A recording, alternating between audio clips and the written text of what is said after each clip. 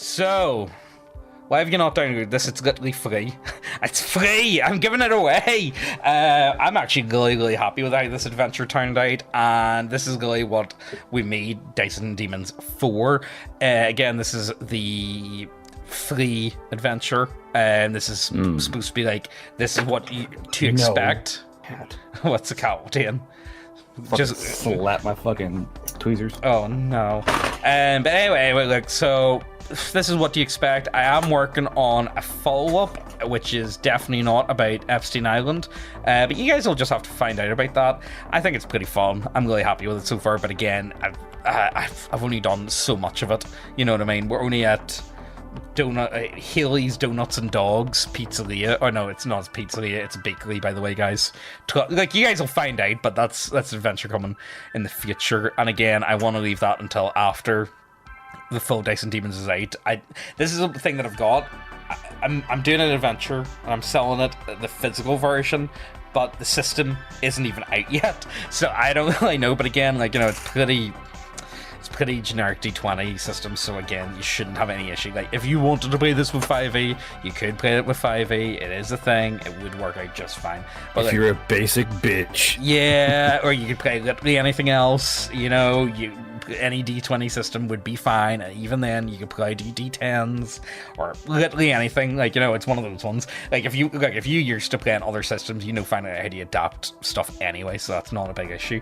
But like, if you're a player and you want to play this, don't watch this video, because I'm going to be going in depth and going over all of it and what to expect inside. If you're a DM, maybe I might throw out some ideas, who knows.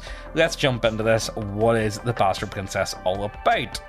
So, it was me and Lazy Titan did this together. Lazy Titan is helping us with the Dice and Demons. He did most of like the forest area. I did most of the village and the evil castle fort thing. But again, it's one of those ones, like, you know, we kind of just been editing, so like, you know, it's a bit of a mishmash. Artwork is AI art.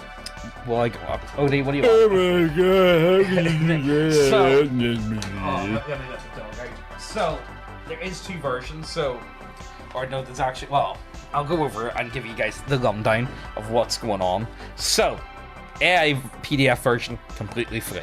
No issue, you can download that, and I've actually got it up for sale on Drive-Thru, and I've got it up on my own site, and I have it on Giant Slayer. I've tried to put this up as many places as I can, so that's a thing. If that's something you want to, you know what I mean, you can download it anywhere for free. Now, on our site, we do have an AI art free version, which costs £30. Why does it cost £30? Because I need 100 people to buy it. And if 100 people buy it, then I will, you know what, Garb, I'll send you the artist. So I will, let me get him up here. This guy here, I'll send you him, Garb. So I will, actually, no, let me get you to his gallery, so I will. I really like this guy's stuff. Here, I'll just send you this and you can get an idea. But I really like this guy's artwork. But yeah, he will redo the entire book, but it will be £3,000, so it will be. That's the price. That's a fucking art style. Holy shit. I love it. I think it's really cool. It's really like different. And again, you know, the cool thing is, so one of the things that you can do is, because they are actually like art, there are paintings, like it's all water paints. Yeah. So we could actually sell the original copies, so we could and like use that to raise money. But yeah, it's gonna be £3,000. And again, I don't want to spend £3,000 because I don't even know if I'm gonna get £3,000. And the main thing is, I wanted to put this out for free. You know what I mean? Now, we have sold a couple copies, but I don't know how many people will actually want to buy the physical copy of it. You know what I just don't know. And it's for a system that just isn't even out yet. So like, I'm really on such untested waters. So if you do choose to spend your £30, you will get updated versions. Well, obviously, yeah. It will be updated in time. Buy it again. Wage slave. But the thing is, we have no guarantee whether or not enough people will back it or buy it, and I don't want everything to be a Kickstarter, you know. And I just don't know. Like, so you could buy this, and you might be the only person in the world that goes ahead and buys the AIR version of it, and with 30 quid, that's enough that doesn't get us anything. Right? It just doesn't. Like, it's 200 for the cover, and it's pretty much 100 per piece. Like, that's pretty much it. I like his art style. I think it's really cool, and I think it would create a really beautiful book. I really look forward to it. Hopefully it comes out well, but again, we just don't know. So that is a thing. It does exist for the people garning that. Oh, well, you know what? You're gonna have to. Pretty much, if people want art, they're going to have to pay for it. That's really what it comes down to. You know what I mean? I don't know what else to tell you guys. If you've still got a problem with us using AI art after that, we do have an option. You know, I don't know what else to tell you. Pretty much.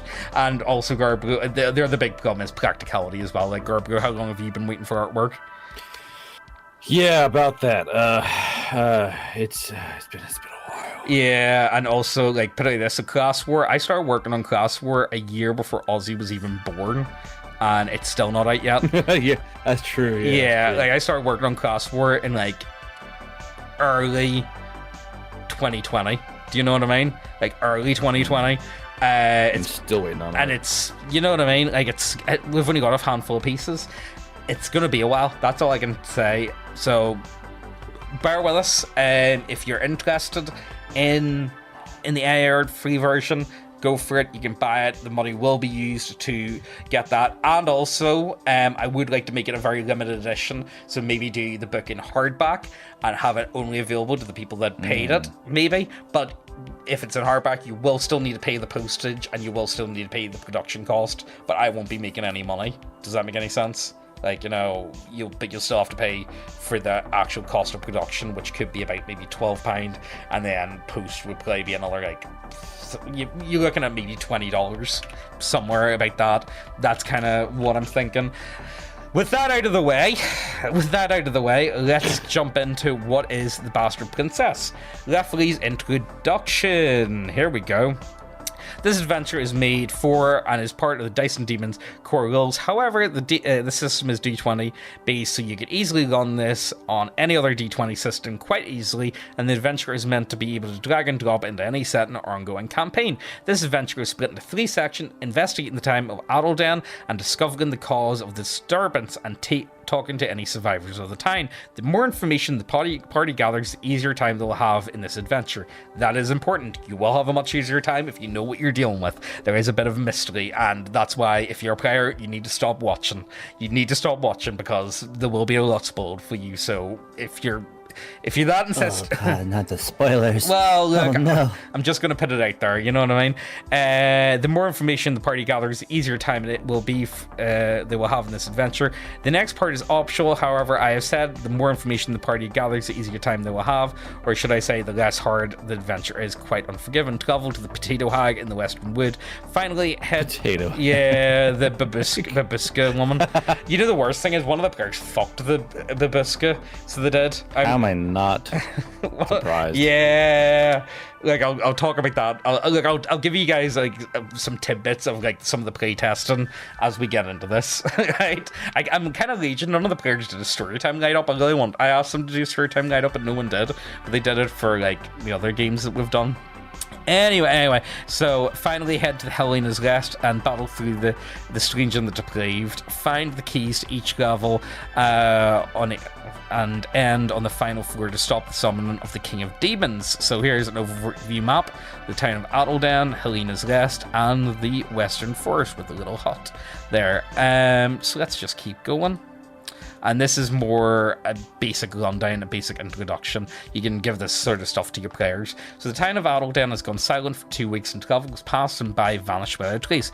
You are being sent to investigate the cause and, if possible, bring an end to what is causing the disturbance. The town sits in a valley with mountains to the east and north, a deep dense forest to the west, and civilization and farmland to the south. A river forms in the mountains to the north that helps connect Adeldan to the rest of the kingdom. Again, I don't really want to put words and names and stuff. I want this to be drag and drop relatively easily. Whatever reason, the town needs to be isolated, it needs to be far out of the way. Alright, I'm pretty sure most people could put that into their existing game pretty easily. The town is relatively isolated as travelers have no reason to go this direction, and during winter, travel to the town is impractical and too dangerous for what it's worth. The town itself is quite self-sufficient, and besides harvest season, travel in and out of the town is rare, so the town going silent is not unheard of. However, the past few days, corpses have been found floating down the river into neighbouring towns to the south. Investigators, the party, were sent to uncover the truth. All the bodies found have been flayed, burned, mutilated in horrible fashion. On the eastern ridge stands an ancient fort known as Helena's Rest. It has been used for generations as a prison for heretical monks, evil sorcerers, and the most vile of criminals. Though it is called a prison, it is more of a torture tower used to extract dark secrets and teachings as to better understand the evils that threaten the kingdom. It's fantasy Guantanamo Bay. That's what it is. It's Guantanamo Bay. Pretty much, like, you know, that's I don't know what other way to put it. So yeah, that's what that is. And now we're finally getting into it. So you could easily give that to your players. That's, like, you know, that's a tip that you give to your players before we even start playing the game. Now we're getting actually into the game a wee bit. So we are. So let's keep going. So the town of Adelden, as the party reaches the outskirts of Adelden, they can see the smoke rising before as they come into view of the town. The cause of the smoke will soon become visible. Flayed victims are still smouldering, tied to St. Andrew crosses. Yeah, because it's AI art, I couldn't get St. Andrew crosses. They all come out like actual crosses. But, like, I wanted to, like, make it more, like, cursed with more, like, BDSM twist. Yeah, more edgy. Yeah, more edgy. That's why I went for St. Andrew crosses. Anyway, strewn around the edges of the town are over 50 victims. All their limbs have been tied to the crosses. Some are black and charred, while others are crusted over with blood. And here we go. We've got a charisma test, essentially an ego test. Lose your nerve, DR 18 or -1 to all rolls for 1d4 hours. Oh sweet Jesus, what have I seen? I really want the site to be absolutely, like, unnerving to players. A DR 12 wisdom test. Inspect the crosses, reveal sigils have been carved into the crosses. And if you're a DM, you can simply go to, if you have the physical copy, that's the sigil there. And you can see B-A-E-L, Beal, sigil of Beal. So there you go. I kind of liked putting that on the back. I thought that was like I liked it, okay? I was happy with it. I just thought it was neat, okay? So there you go. If you're playing that in person, it's kind of cool. If not, well, you know, you can still send a picture. And a DR 18 wisdom test, you know who the sigil belongs to. So there you go. This guy's fucked pretty much. He'll try and be like, oh, help, evil cult. Oh, but, like, you know, you can't heal him. He'll just die. And pretty much then 2d4 cultists will approach from the distance to inspect any commotion. The cultists are kind of like mooks in a weird, like, think of them like putty men. They're not the hardest. So they are, like, they're pretty relatively easy. Anyway, yeah, so pretty much they're going to die regardless. And then we got some cultists to come and investigate. You can do whatever with these cultists. Like, you know, most of my players end up actually sitting and talking to them because I made them quite chatty. Like, you know, the cultists, they want more cultists. You need to remember, like, you know, they don't have to kill you. Like, you know. Anyway, entering the town. So there we go. We've got a wee map of the town. I've tried to put maps in for everything because this is just, call me autistic all you want. I see, if we're playing online, there's no reason why a battle map shouldn't be on the table. Like, why do you not have a battle map? Like, sort your life out. Like, you don't need to have it for everything, but I expect, come on, have like a couple taverns set up or a couple buildings. Come on, guys, like, please. Well, saying is, you made so that map there is made via Incarnate. So you go to Incarnate, you can download maps of inns and shit anyway. Yeah, well, I think that's, I can't remember. I hired a guy, so I did, to do it. I think it's Dungeon Draft, though I'm not sure, if I'll be honest with you. But we got loads of maps. No, that's got to be Incarnate. Is that Incarnate? It has to be Incarnate. Is it? I'm not sure. Because that bridge is at Incarnate. Yeah. Alright. Anyway, so entering the town. The town looks like there's been a fight. Pools of blood congeal and have collected in the cobblestone streets. Doors swing in the wind and smoke is still rising from some houses. Everything looks like it's been ransacked and pilfered. Anything of value. DR 14 Wiz test to inform the players that all this commotion couldn't have happened more than 3 or 4 days ago. Relatively new, unusual. As the players explore the town, roll on the random table. So we've got a random table, but we do have some set places. So we've got the herbalist, the town's hall, and the tavern, they're all like set, but everything else is kind of like spread out throughout. And there's some fun ones. I won't go through absolutely everything, but I'll show you guys some of like the ones that I find more interesting. So I really like Barry the Chort. So Barry the Chort, I think, is a fun guy. This is him here. So he is. I really like him. Now, if you know anything about Chorts, they're from like Polish folklore, so they are. And let's just read about Barry the Chort. So let me get it here. There we go. Barry the Chort. Up, Jesus Christ. I know. Up to mischief. Nothing to do with the cult, but he's just up to no good. He can be an aid or an enemy. If the party knows the demon's name at this point, he can tell you everything he knows about the demon for 2 fish heads and 1d2 chance he tells the truth, so 50-50. Or if he's mixing up with a demon. Barry appears, and also the thing is, Barry, because he's short, even if he's lying to you, it's not like he means it. Like he's not trying to lie to you. It's just part of his nature. It's kind of like he's bound to that. That's kind of just what shorts are like. Does that make any weird sense? Like he doesn't want to.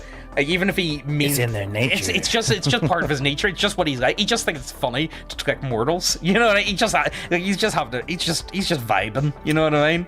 Just a little silly guy. Yeah, a little rascal. Yeah, exactly. That's what I really like about it. I really like shorts. I think they're really fun, and more games need to put them in. Chance he get his guy or mixes up with a demon with another name. Barry appears and vanishes with a puff of smoke whenever he chooses to show up at any given time, and then you click here, see what does Barry know. So if you're able to like bribe him essentially with the fish heads, Barry knows everything there is to know about Beale, the demon who the cultists are trying to summon. Beale considered himself a king of demons, taking the form of a spider with 3 heads, a cat, a frog, and a human with a golden crown. He specializes in corrupting kings into cruel tyrants by whispering paranoid thoughts and spreading betrayal in court. Beale quite literally rolls the dice on the monarchy charts, playing them off each other for his own amusement. He commands great legions of demon. What a dick. Yeah. If he manifests into the material world, it will spell doom for all those that live within it. Or is it really Beale the cult worships? Maybe it's Baloo, a demon with 5 donkey legs that spiral out. You know that one? You know the one with like the lion's head? You said 5 dirt. I went, was it? No, 5 donkey legs. The spiral standing upright in the center, a lion's head. He teaches great secrets and forbidden knowledge to those willing to pay the price for that knowledge. 1d2 chance he gets it mixed up. So yeah, each of these people, so we've got a few people you meet. So we've got Kelso the dealer, we've got Arnie and Elsie the children. These are Megan's cousins, by the way, and I said to them, like, yeah, sure, I'll pick you in. So I will, but I've also put it, you guys will find out, they start crying whenever they find out what happens to them. We've got Mark Hoover, the rat handler, I really love him, and then we've got Moran, the town mayor. I will show you. We'll do Kelso the dealer and the rat. Actually, you know what? We'll just do the rat handler. You guys can download this, for God's sake. You don't need me to handhold absolutely everything. Read it yourself.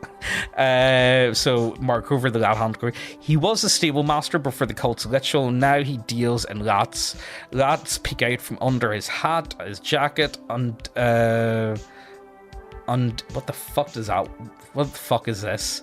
Deletes with the movement of rats. Fucking undulates. So he's like, yeah, basically his bubbles. His jacket is like always moving and pulsing and shit. Yeah, he loves the rats as if they are his own children, and they love him. He will be friendly to the party as long as you're friendly with his children. If not, the party may be devoured in a swarm of bloody crazed rats. So that is a possibility. But what does the rat handler know? So there he is there, by the way. I'll just zoom in. Doesn't look the best because I've zoomed in so much, but it looks nicer in action person. But anyway, so Markover knows that the cult uses the town hall as an altar. The inside has been covered and lightened with blood of the townsfolk. He doesn't know what they're up to. He just wants to stay out of it. He has a hard time talking about anything other than that. So like, I've had a lot of fun role playing him. I think he's been one of my favorite characters in the whole thing, and I'll just show you guys a stat block because I think he's just a lot of fun. Where is he here?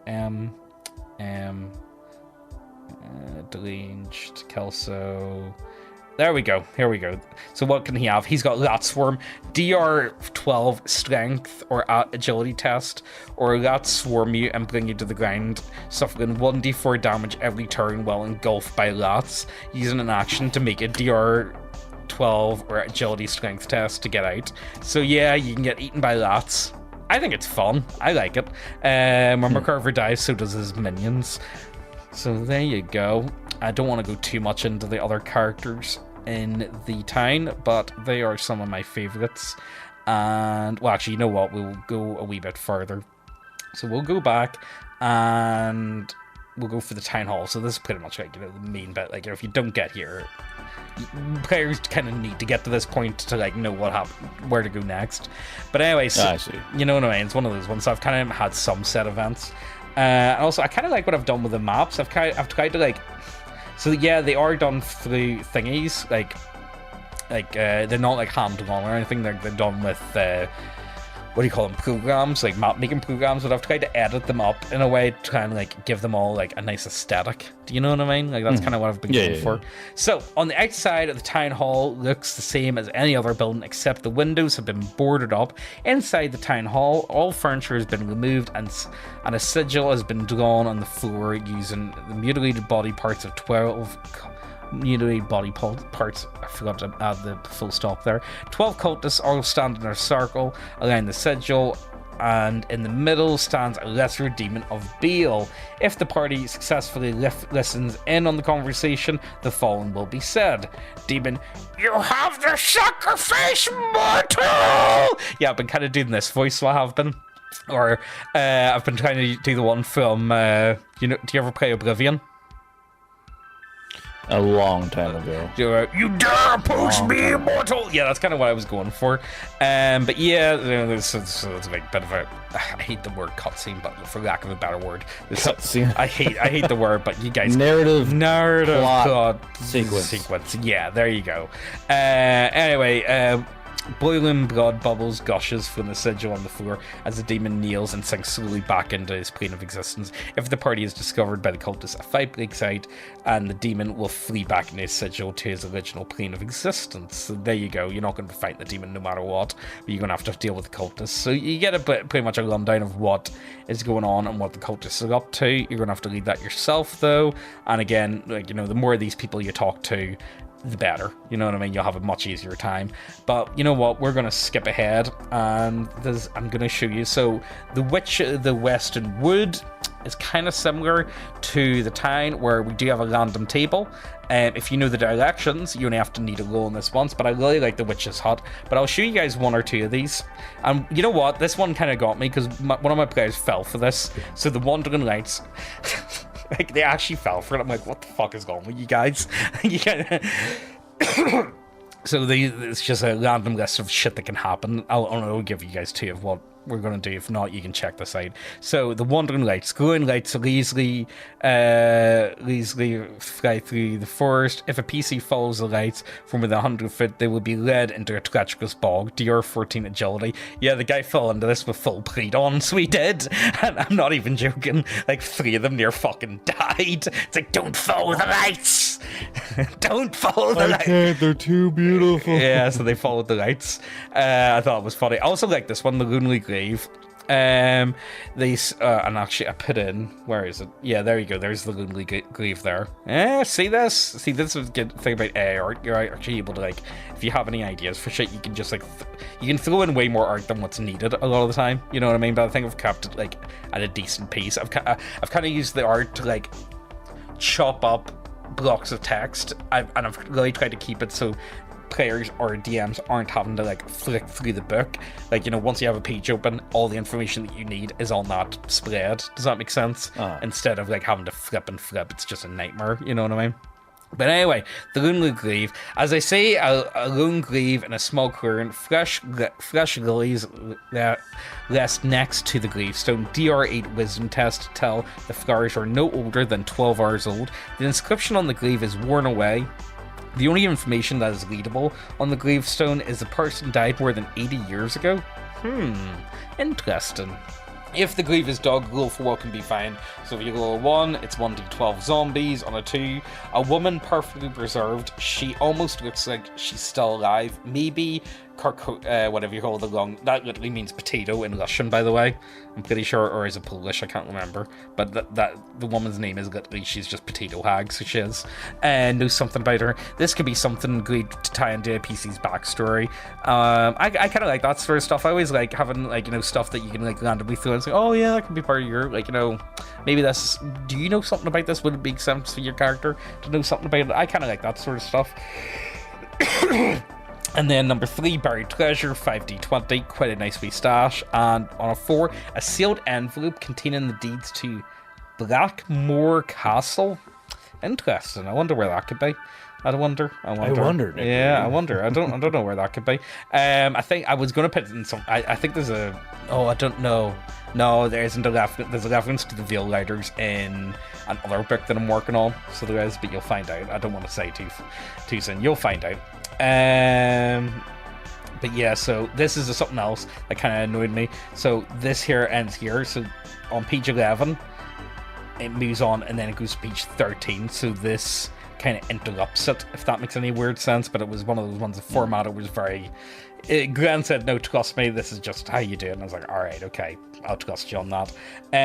So the chest is kind of interesting. Will I tell you guys what's this? No, I'm not. You know what? That'll be a surprise. You can check that out yourself. But actually, you know what? I'll read out who she is, and so you guys can have a better understanding. So... Thingy the long nose lives in the woods on her chicken-legged house.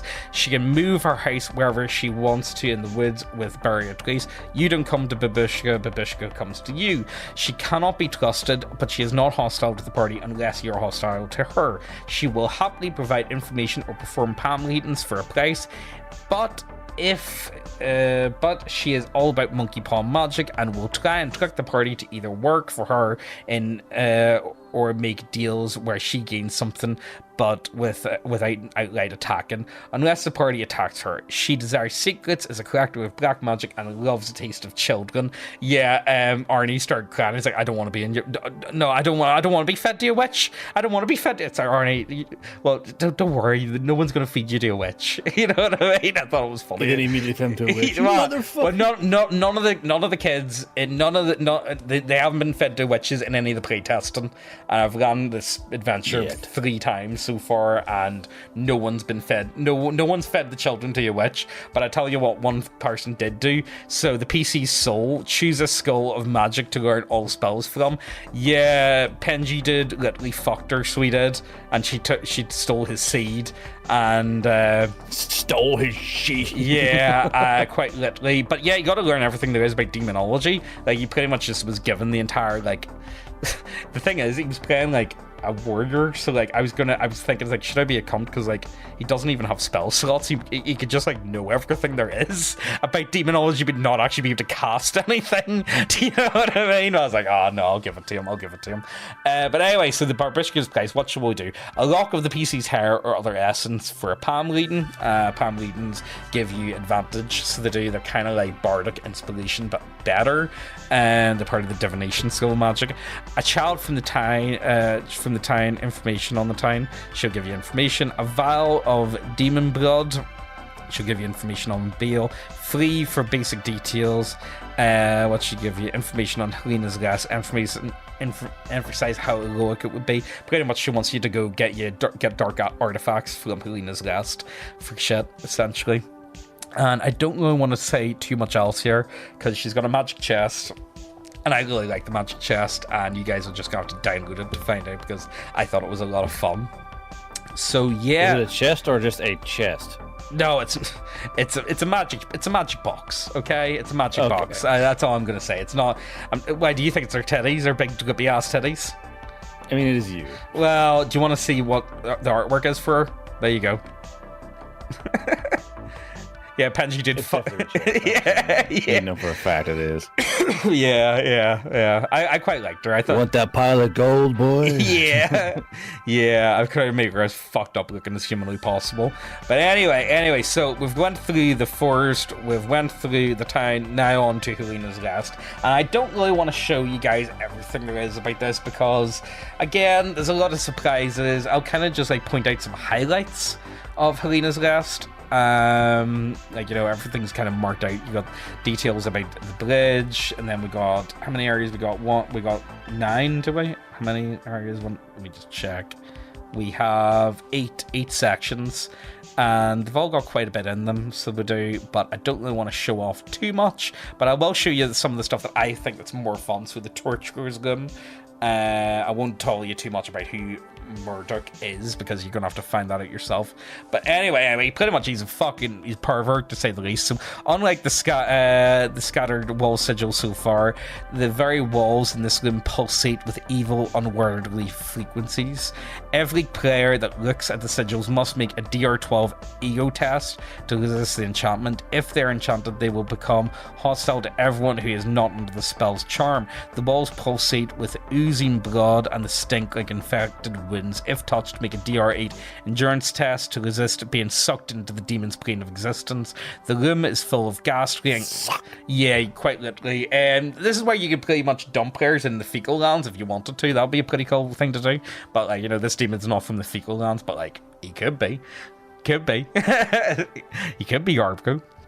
Anyway, so the room is full of ghastly and grisly trophies fashioned by the Torchbearer, mostly crafted from the remains. I kind of wanted to make him like Ed Gein, that's kind of what I was going for, crafted from the remains of his victims. Nothing good can be found in this room, and we'd be better off be bricked up and sealed away for all eternity.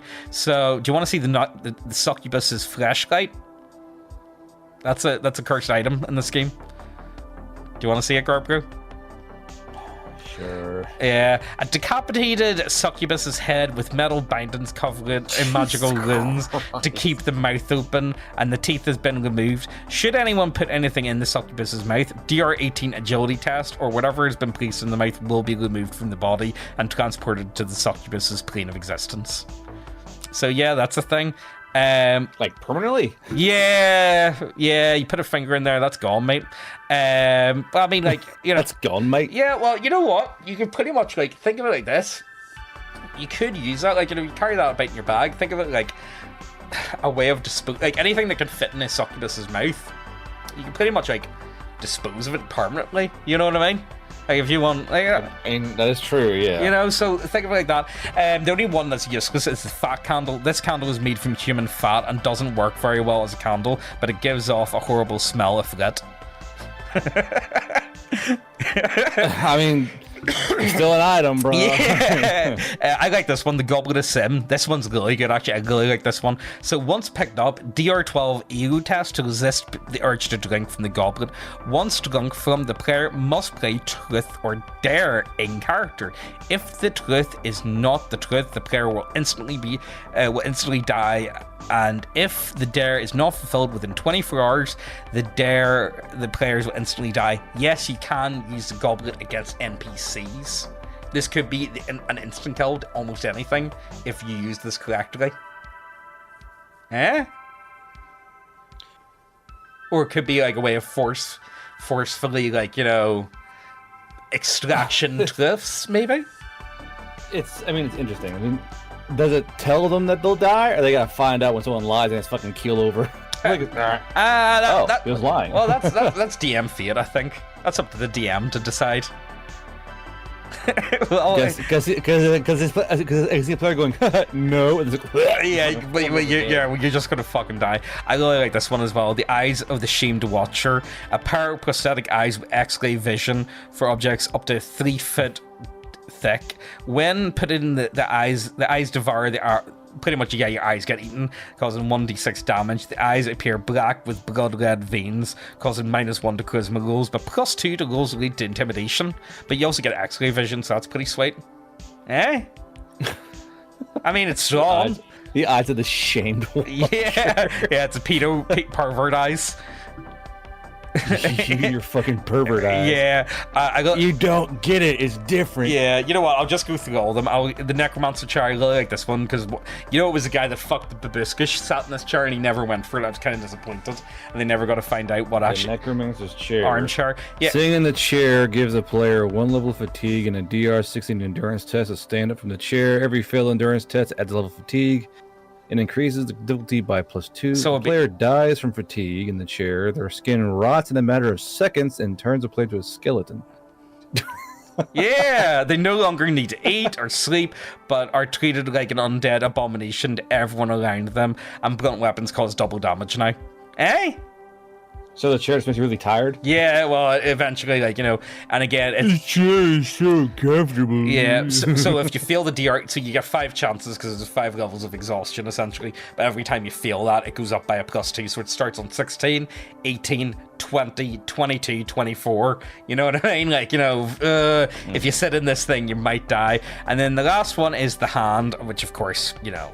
You gotta do. The hand. Yeah, a severed hand with one finger sticking up the player that picks a hand of glory. Yeah, well, picks it up, gets 1 wish. The wish is cursed in some way. GM, get creative. How badly can you twist this? It need, like, GM, get creative. Yeah, get really fucking creative, man. You need to fuck this up. You can't get, like, whatever wish they're gonna get, it's gonna be bad. There's no, like, you have to be smarter than your players, which I know for some DMs can be difficult because players are crafty fuckers. You gotta think ahead of them. You know what I mean? You really gotta work it out yourself. You know what I mean? You gotta get creative. But so yeah, I really like that. I really love them cursed items. So I do. I've got a load more of cursed items, but I thought D6 is more than enough for this adventure, and I'll save other ones for later. You know what I mean? I won't really show you this other stuff because actually, you know what? I'll show you the kitchen. I like the kitchen. So kitchen. Yeah, the most foul odor imaginable hits the party. Actually, you know what? I'll just go back up. Let me give you the introduction to the ground floor. It is clear to keep as seen better. It's clear to keep it seen better days. The foul rumor, blood, sweat, and steel piss fills the air. The door opens into a corridor. Well, you know what I mean. Like that's the type of place you're walking into. You know, you can smell. It smells bad, but yeah. Let me go to the kitchen. So the kitchen. The most foul odor imaginable hits the party as they open the door. DR12 endurance test or throw up, suffering disadvantage for 1d2 lines. A bulky man, or at least what is shaped like a man, mutters to himself as he stirs his cauldron with his back turned. If left to his own devices, he will mutter to himself about the princess. Yes, Igor will get it for you, mistress. Yes. The brew will be ready soon. DR12 endurance, DR12 whiz test for him to notice the party opening the door. If disturbed, he will become hostile to the party, turn and reveal his face to be a sort of orc pig troll hybrid. And let's just show him what he looks like here. There he is, the pig chef. His face came out a bit like nicer than what I wanted. I kind of wanted him to look more troll-like, but that's kind of like like Dave. Yeah, you know, he's a bulky guy though. He's got a cleaver and he's got a boiling cauldron, 3d6 12-foot cone, 3 uses. Once a man, he is now grotesquely disfigured, mutilated, and twisted by vile magic. Now he exists as a semi-independent thrall, bound to carry out the biddings of his dark mistress. So there you guys go. That's the first level. I don't want to show you guys too much. You guys are going to have to read it yourself. But let's move on to level number 2. So criminal cattle. So this level is more meant for like basic criminals, whereas the one after this is more meant for like magic users and stuff. So each of these, we've got occupants, we've got the cleaver man, the hung man. You know what? We'll just go slide into the hung man because people keep asking me about the fucking Epstein reference. And so, a man hangs from the cell ceiling, white hair and a long face of a questionable past. DR12 wisdom test to recognize the man as Effrey Jepstein, a well-known financier of the kingdom. In his pockets, a note can be found addressed to a Misleen Gaxwell. Time is short. The war's upon us. The Bastard Princess has started the summoning. Bail into the material realm. Gather every blue blood on little James Saint. Yeah, instead of St. James. Yeah, I know, there was probably no point doing that whatsoever. Gather the cattle at Haley's Donuts and Dogs. Definitely not ping pong. Definitely not a comet. Haley's comet. I don't know what you're talking about. Haley's Donuts and Dogs. Take my airship, the Lulu Express. Time is of the essence. I've performed the ritual and I've joined our Lord's dimension. I will speak to you soon. So yeah, that's like the next adventure, pretty much, guys. How hard can I drag out this single reference? Yeah. So I liked it. I thought it was fun. The only other one I'm going to put in is, you know what, I'll go back. So this is a recurring villain. So we got the Cleaver Man. And he shows up here, but he also shows up in the forest. So I really like him. He's the slasher. So DR 14 wisdom test to notice a slasher, a deranged, recently escaped prisoner of Helena's Rest. If any teenagers are in the party, he will not stop pursuing them.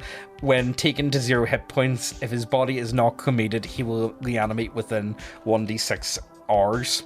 And let's go back down to his cell. And that's so the cell is pristine. On the bed sits journal. The handwriting looks like that of a heavy-handed child in broken common. Ramblings about a summer camp and an overbearing mother. If the party has not encountered the slasher by this point, after the PC reads the journal, the slasher bursts from his hiding place under the bed, attacking with advantage. You can't not. How can you not put in a good fucking Jason one? Because I'm doing thingy in the other one. And here we go. Here's the slasher. Here's his stat points. So he's got 28 hit points. He's got 16 armor, initiative 8. He's kind of slow. Oh, this is the one okay, so this is one of the ones you had me rewrite for. Yeah. Oh, did you do that? I couldn't remember. So Big Cleaver, he can teleport behind trees while not being looked at. Advantage when target is bleeding or just had sex. Relentless, does not tire, does not weaken, does not run. When taken to 0 hit points, he will reanimate within 1d6 hours. If you're a virgin, you're fucked. Yeah. You're fucking done. Yeah. Unless his body is cremated. DM discretion to reanimate as a skeleton. Bonus points if he stalks him in his dreams. So I really like. I think it came out pretty cool. It's the best I could do for like a boiler set, but like I think it worked. A Taurian figure with a rugged face partially hidden beneath a steel mask. The only thing more alarming than his height and his demeanor is his body-hewn cleaver that hangs from his back, long and wide enough to bisect. Yeah, that's a right, isn't it? Bisect. That's a right word, isn't it? Bisect. Yeah, a man in two. The man never rushes, never tarries, only taking his time while stalking his preferred prey, fornicating teenagers. Drawn to their youthful delights, he takes dalliances. He takes a cruel pleasure in ending their lives, reveling in their fear as he hews lovers in two. Always letting one watch before snuffing them out like a guttering candle. His actions are driven by a dark compulsion, fueled by a desire to punish those who succumb to their desires of the flesh. Light fades as he stalks his prey. The shadow lengthens and darkens, deepening as the slasher. Anyway, look.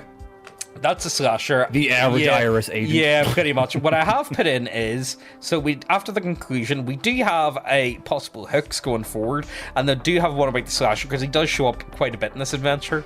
So if the party has encountered the slasher, but has not yet defeated him, he could make for a greatly recurring villain. We suggest taking inspiration from any slasher film you've seen, just have fun with it. The idea is more ridiculous. The more ridiculous ways he comes back, the better. You shouldn't even really aim to kill the party members, rather just show up at terrible times and throw a spanner in the works. Scary shit. Yeah, just like really fuck up their day. The party killed him. They head back to town and spend the night at the inn. The barman's a slasher, and no one in the inn's patrons are wiser. The ogre man with a grotesque mask covered in blood is serving drinks. The party killed him again. The man starts appearing in their dreams. They killed him, burnt his body to bone, and ground up his bones to powder. Are you sure he's really gone? You just give him fright, you fools. He travels as a thick, dusty mist that travels lazily and chokes anyone to death. So yeah, like, just have fun with him. Honestly, that's kind of what I like to do. Just have fun. Yeah, like, honestly, just, like, fuck about. Take your murder and just have some fun. Yeah, just have fun. You know what I mean? But anyway, like, so back onto the second floor. I don't really want to show you too much of this stuff. This here, now, I think I want to put this in. This is not a DM player character, the Fallen Paladin. This is to help players because the last fight is fucking deadly. And put it like this, out of the 3 times we've done it, 2 TPKs. Only one party has actually been able to successfully stop the princess. So I threw him in as like a extra hand for the party. A handy helper. Yeah, he's a paladin who has fallen on hard times, and he will do anything to repent for himself. So he'll throw himself in anything. Do you know what I mean? Like, you've got pretty much. I'm giving you guys like a relatively powerful NPC that he will just die for you. You know what I mean? A man kneels praying to his god in the cell. He was once a paladin of a well-respected order, now a shell of a man begging for redemption. The cult thought it would be better for the former paladin to witness a new rebirth of Beal rather than breaking his mind. He will join the party and do whatever he can to stop the rebirth of Beal for a chance of redemption. Paladin with redemption arc, he'll do anything for the party. That's kind of why I threw him in. He's not a DM player character. It's just something to help the party. Or if you don't want to do that, just don't have him all together. But that's kind of the idea. Yeah. Something along those lines. I don't know. I won't show you the last floor of this because... no, I'm not actually going to do that. I'm not going to show you that. Well, I'll show you guys the last fight. No, I'm not going to do that either. You guys are going to have to download it yourself. Well, you know what? It's a free adventure, and you know you guys can just read it off the video screen now. But like, I do want there to be like some, you know, like some mystery. Yeah, like I don't want.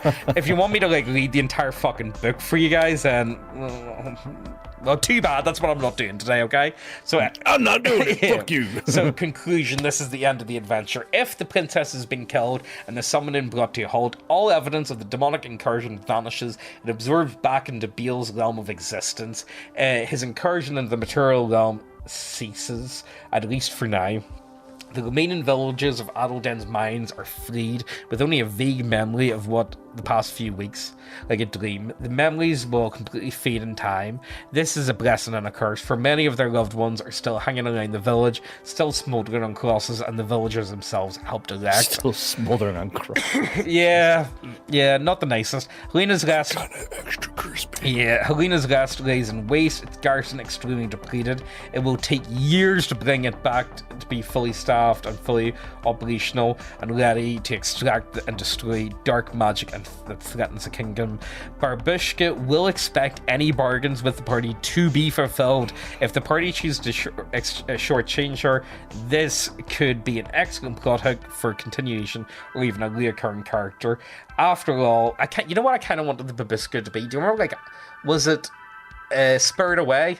You remember the witch in Spirit Away? Yeah, that's kind of what I wanted to go for. You know, like all about the like dirty deals. Like, oh, you going to sign away your soul? Yeah, sign up. You know, you can work for me. You know what I mean? Like, that's the type of thing I kind of wanted her to be. Do you need your soul, really? Yeah. Nah, you don't really need it. I'll show you your stat block in a wee bit. I think it's really funny. I'll just go through some of the stat blocks and show off some of the ones that I thought were kind of more fun. Okay, so she will accept anything. After all, with a lock of hair, because I'm going to assume pretty much everyone wanted that hand reading, she is able to scry on the party, so she pretty much is able to like keep an eye on the party at any given time with divination magic. After all, with a lock or other essence from the party member, she can scry on their activities and can be one step ahead at any given time. She is a crafty old entity and will almost always choose to outwit and trick PCs rather than hunt them down and kill them outright. The party's benefactor that sent them to investigate the town, so I never really put this in, like, you know, because I just wanted people to be dumped at the town. I never put in who the benefactor is. Yeah. You know, and again, it's very set and dependent on your existing campaign. The party's benefactor that sent to them to investigate the town will reward the party very generously. This is a very hard adventure, so you really should be giving out like good stuff. Like really, like it's a very hard adventure. So if they manage to not die, I do think they should be rewarded. They have prevented the largest demon incursion the kingdom has ever known. This is a very hard adventure, and the party should be rewarded for their service. Also, by the way, if this fucks up, let me just show you. So if you don't manage this fight, if the fight goes on longer than 6 rounds, so this is really like a timed fight almost. You need to like stop the princess in 6 rounds of combat in the last fight, by the way, guys. If the fight goes longer than 6 rounds, the summoning will be finished, the gate will be stable, and the bastard princess will explode in a gory mess. Baal, the king of demons, has been manifested in the material plane. Several legions of demon march out of the gate. It will take 2d4 days for the demons army to reach the capital. The neighboring kingdom will fall in 1d2 months. The continent will fall in 2d4 months. And the world will be consumed within 1d2 years if Baal is not stopped. So it might fuck up your setting if you don't work this one out, guys. Just saying. You might not work out. So like, you know, that's a thing. So yeah. So yeah, that's the adventure. I'll show you guys some other the plot hooks, so possible plot hooks going forward. Giant Slumber, that one's kind of fun, but I haven't really explained that. This is what we're working on. Eyes Wide Shut, the Isle of Vampires, the Hangman's Loom. Though we do intend to write this adventure in the near future, if you're playing this adventure before the full Dice and Demons book is published, that could be a very long time away. Someone at the King's Court could know something about this mysterious Healy's Donuts and Dogs location spoken about in the letter. So yeah, if you want to go ahead and do that yourself, that's a thing. And I don't really want to show you too much else, but the 6 plot hooks you can go with: Abomination, Arnie Elsie, Babushka, here we go. You'll like this one. So one of her specials, she can use her cane like a pogo stick and jump 40 feet. Only works for her. Yeah, I really like that. I just fuckers. What the fuck? Yeah. We've got our corner, lads. Yeah. Just fucking pogos away. Yeah. God damn it. So what her ability? She's got a palm leading advantage on 1d4 rolls. And she has a bite attack, so she can cast any spell in divination, necromancy, skills of magic, strong sense of smell, especially for children, has a flute and skull familiar with Latin eyes, and D4 plus 1 skeleton servants. A mysterious entity taking the form of an elderly woman with disheveled hair, a lengthy nose, and razor sharp iron teeth. She takes pleasure in devouring misbehaving children and punishes those who are impolite or foolish by feeding them to her serpent. She delights in striking bargains, but always demands a hefty price in return. She accumulates cursed artifacts, and she is a formidable practitioner of dark magic. So there you go. Baal. Baal's kind of interesting, but I don't really want to go too much into that because most people aren't going to fight him. Like, hopefully you don't want him to be summoned because, like, you're fucked. Pretty much. Like, you know, if he gets in, then there you go. Barry the Short, I kind of like him. He's kind of fun with his shape-shifting ability. I kind of like. So turns into anything of similar size of the Short, 3 foot tall, and retain some detail about themselves. Example: a black sheep with forked tongue, or a chair with a 5 foot with a 5th leg that looks oddly like a tail. You know, so. I just think it's neat. I really like him.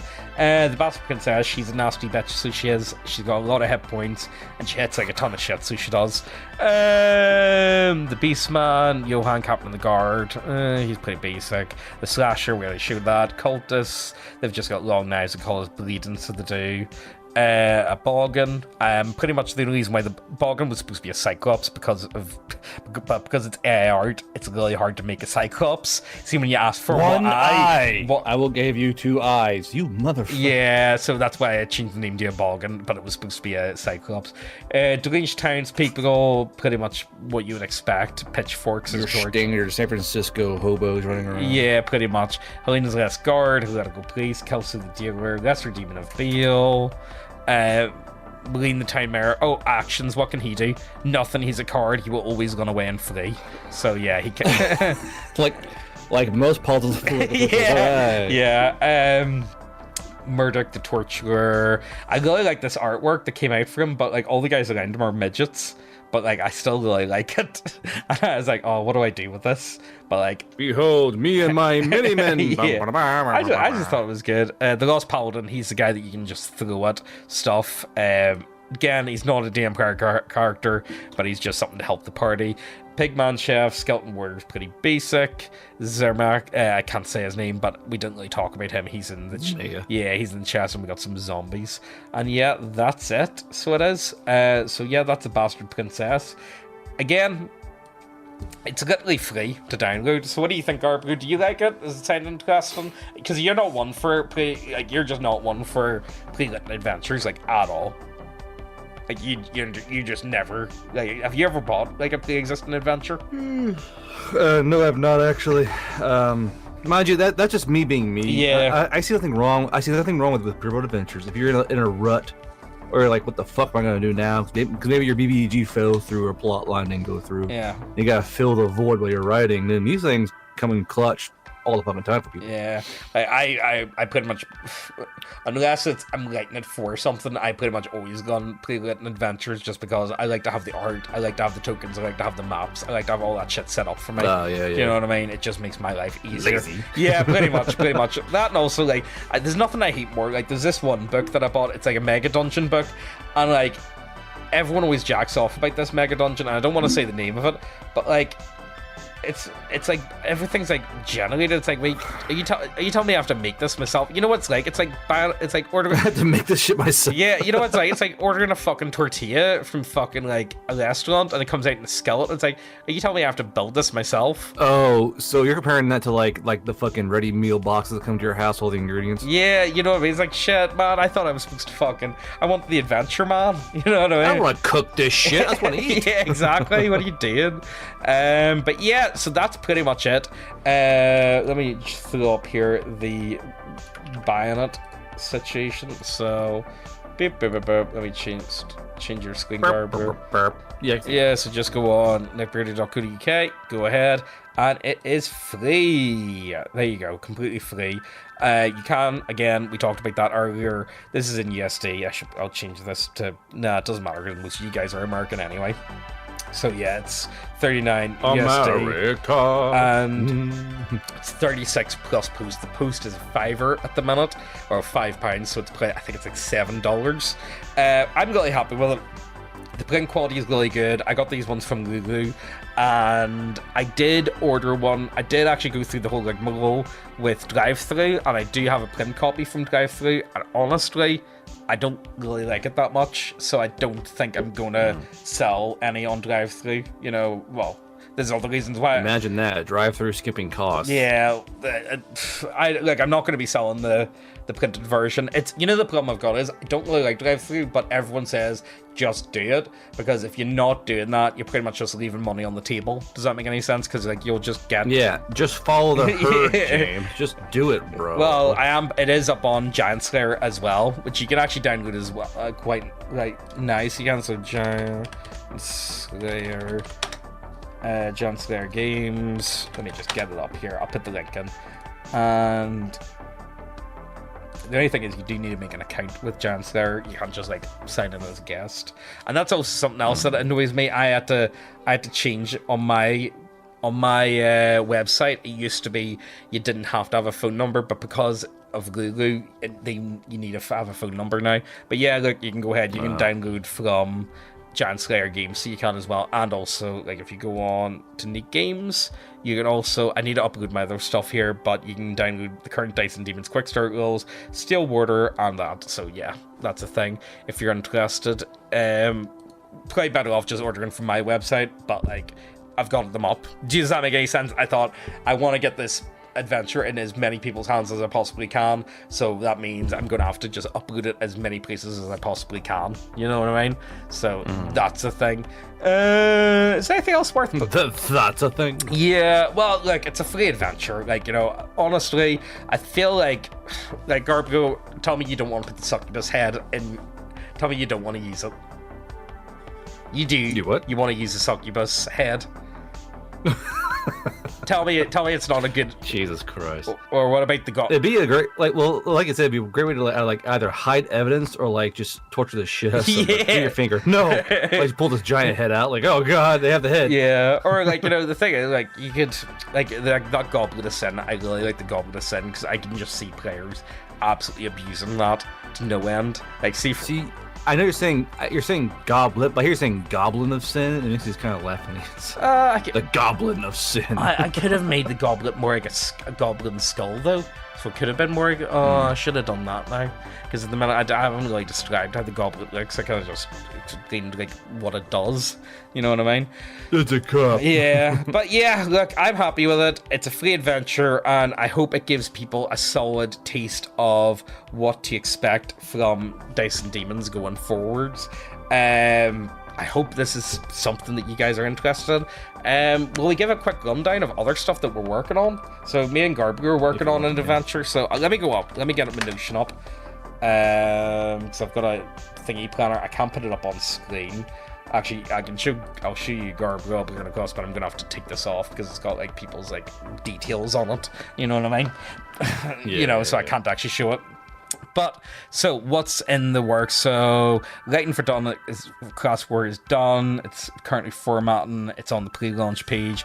Deck of Triggers. Oh my god, Garby, do you even want to talk about the Deck of Triggers? I mean, I think it's going to be pretty funny, actually. I think the Deck of Triggers is going to be a funny, tongue-in-cheek thing that, if you have a sense of humor, you're going to like it. If you don't, just... fuck you. It will be on. It will be on Janslayer. Janslayer is going to be handling the crowdfunding for it. They're going to be doing the crowdfunding. It's not going to be on Kickstarter. It's going to be on this website. Mostly because I don't want to risk anything with Kickstarter because apparently they've been just as bad as other websites and companies for like taking stuff down that they don't like.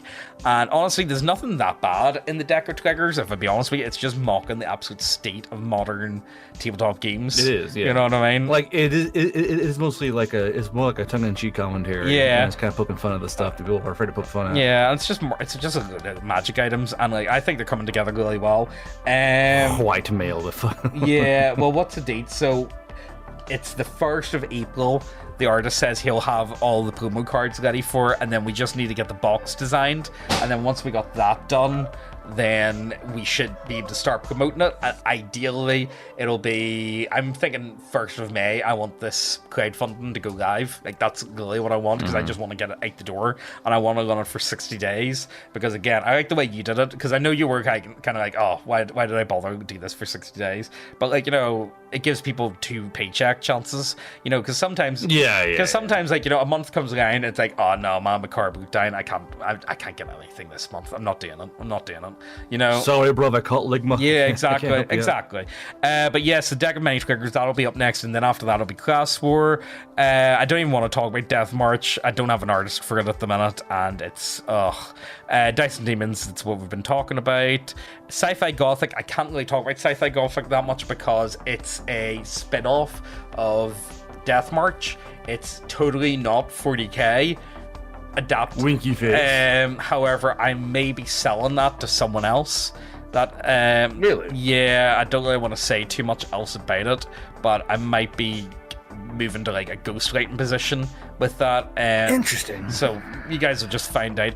Marie Curie Adventure, that's a charity one. Me and Glenn might be working on that, but again, that's an adventure for Dyson, not for Dyson, even for Death March, and Death March isn't even out yet. But because I've done thingy now, I kind of feel like I might start working on the Marie Curie Adventure because I want to do it for, again, Marie Curie Hospice was what looked after Megan's mum before she died, so whatever money and thingy, Glenn's dad is quite bad, and he goes to Macmillan, and it would have in the UK it's either go with Macmillan or Marie Curie. It just depends on where you live. So half the money is going to go to Marie Curie, and the other half of the money is going to go to. Either way, they're both cancer charities anyway. You know what I mean? So same thing, and they're both quite good, and I'm more than happy with that. Death March. I feel like I'm stuck in a standstill with that. Burger Punk. I really want to work on Burger-Punk, but I want to do this adventure that me and you are working on first. Done. Bro, we have so much shit to do. Something funny. I know. Burger-Punk is going to be a beast of death march. You know what I might do? I might just get the fucking core goals banged out and just get it done. You know what I mean? I might just do that and just get the classes done and that sort of stuff, because there's already people copying fucking Burger-Punk already. For God's sake, you see that what I said? Yeah. Yeah. It was pretty shit. Yeah. Well, you know, like, if people want to do it, they can do it, but it's part by apocalypse. I'm like, ugh, man, really, you know. Exactly, it's gonna be shit. Yeah. Well, R1 does have a gigahex map of the ES, so you guys will find out it's big, trust me. And then I've got some supplements I'm working on: the Barbarian Eastern Horde, the Darklands has year one, Veil Riders. What's it called again? How do you say it? Umbral Apostle. Umbral.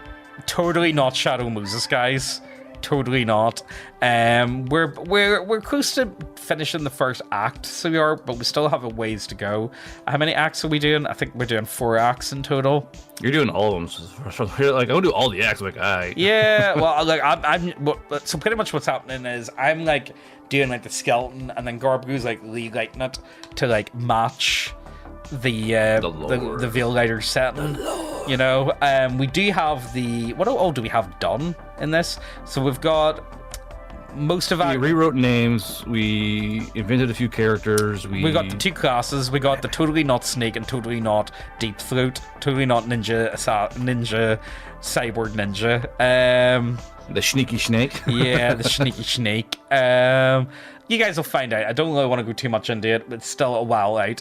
It's probably going to be in similar size to the Bastard Princess. I'm thinking, Garbu, do you want to make this a hardback? We could do it. I mean, we could. I would like to do it as a hardback. It is going to be AI art. I'm going to throw up on screen here, like the art that we're using. I do want to do this as a Kickstarter as well. And I think it would be a good way for you to, like, you know, do the core rule books, because it'll be finished by that point. You should sell them on the Kickstarter as like add-ons. Does that make sense? Oh yeah. Because like I think he does that. Venger does that all the time. So anytime he's doing a crowdfunder, he always sells his core books as like on like offer while the Kickstarter's going. Does that make sense? So like, you know, that might be a thing for you maybe. But yeah, we're still a ways out with that. What else do we have here? Hogworld, Planet of the Hogs. I really like this one, but like Planet of the Hog stuff kind of... Hogworld? Yeah, Hogworld's kind of getting mashed with sci-fi gothic. It's kind of like Gorka Morka, essentially, but I was thinking like bikers from like pink Orkman biker setting. And that's kind of what I was going. Biker pigs from Jupiter. Yeah, hell yeah, brother. I've actually got a fair bit done on this one, but like I'm gonna, you know, it needs to be redone. Like, you know, I mean, it's still a while out yet, and I haven't. When was the last time I even worked on this? Let me see. Imagine if we had funding in a team, dude. Like... Yeah. Well, you know what? It's kind of working out for the better. Hogworld, that's a long way away. Unga Bunga Stones and Sorcery. I need to get Dice and Demons done first, and then it'll be adapted. Stones and Shamanism. But I have worked out the crafting system for Unga Bunga. Oh yeah. Yeah. So slap rocks together. Yeah, pretty much. So think of it like this. So say you want a spear. Because this is the thing. Caveman, crafting is so important, but crafting is pretty shit in most tabletop games.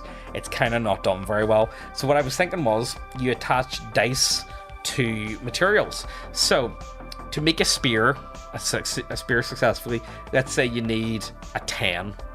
And you can have maybe 2 d6. A d6 is wood, so you've got 2 bits of wood. And there'll be a 2d6, and you can have like a stone, which would be a d4. And the reason why it's a d4, the reason why it'd be smaller is because it's a harder material to work with. Does that make sense? Mm-hmm. You know, so the easier the material is to gather, the bigger the dice would be. The harder it is, and the harder it is to work with, the smaller the dice is. And you still need to make that. So say it needs to be, you've got 2d6 and a d4, you need to hit a 15 to be able to successfully craft that spear. Does that make sense? Like, not exact numbers, but do you get where I'm going with that? Like, does that make sense in your head? Mm-hmm. You know? Yeah, that's kind of what I'm thinking for it. But that's the hardest bit. Monster Mash is actually kind of fun. It's for Death March, but I kind of want to, like, I'll just show you. So it's kind of like, think of like Haunted Mansion, but I've kind of put in like player characters as like Frankenstein, Vampire, Mummy, King Kong, Invisible Man, Wolfman, Gillman, Phantom of the Opera, Mr. Hyde, Puppet Master. Do you know what I mean? I can see that being a good thing for fucking Class War too. Yeah, actually. I think it could be fun. You know, the thing is, Class War, once it's finished, there's so much I can adapt with Class War, because it's kind of a dedicated PvP system, you know? But like, you know, I've kind of... It'd be funny though if you had Class War and put like an expansion for like... Put mid expansion for like actual like brands and shit. Oh yeah, I could do that. Like 40k versus fucking D&D or some shit. You know, like little abilities. Well, I was thinking about Class War in the future. Like, you know, whenever I was first doing it, like ages ago, I was thinking if it's successful, I might, because it's set like present day. Well, it's actually part of Burger Punk setting, because like we put that into the course, we did into the Burger Punk doc. The Class War initiative was starting in 2026 or something like that. But it's one of those ones. I do want to make like a fantasy version of it, like, you know, as well. Like maybe it's like a thing like Battle of the Gods type of thing, like, you know, gods just dump you down and your champions have to fight among themselves type of thing. Do you know what I mean? It's something for the future. We'll just find out. Monster Mash. Oh, that there is Eric Garbu. I showed you this, didn't I? So this is a little the good pact of St. James, a divine comedy. That's James Alfantis, by the way. You like his flatbread pizza or flatbread bakery? That's a goddamn cake. Yeah, I know. Haley's Donuts and Dogs. Yeah, so the last one. So this one's about Moloch. So it is. Oh, is this the expansion you're talking about? Yeah, this is like part 2 of thingy. God, Jesus Christ. You guys will find out. It's a lot of fun, but like, you know, like it's still got a long way to go. I do have some Dice and Demons classes though, like, so we've added, and we'll also add in where is it?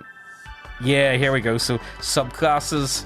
So we've got a Witch Hunter for the fighter. We've got a Stalker. I need to think of a better name for that, for the Rogue. We've got Paladin for the Cleric, and we've got Blood Mage for the Wizard. So there you go. But you guys will find out. I don't really want to say too much about what's in this, but Manor of Wrathchild instead of Wrathchild and stuff like that. I'm working on a lot of stuff, guys, and that isn't even the last one. We've also got the Lesser Key, which is a monster manual that I'm working on for Dice and Demons, which is the Lesser Key of Solomon, but so it's like 70 whatever monsters, or 70 odd demons. All from the Lesser Key of Solomon converted to Dice and Demons. And again, I kind of feel like I have to do this because the system's called Dice and Demons.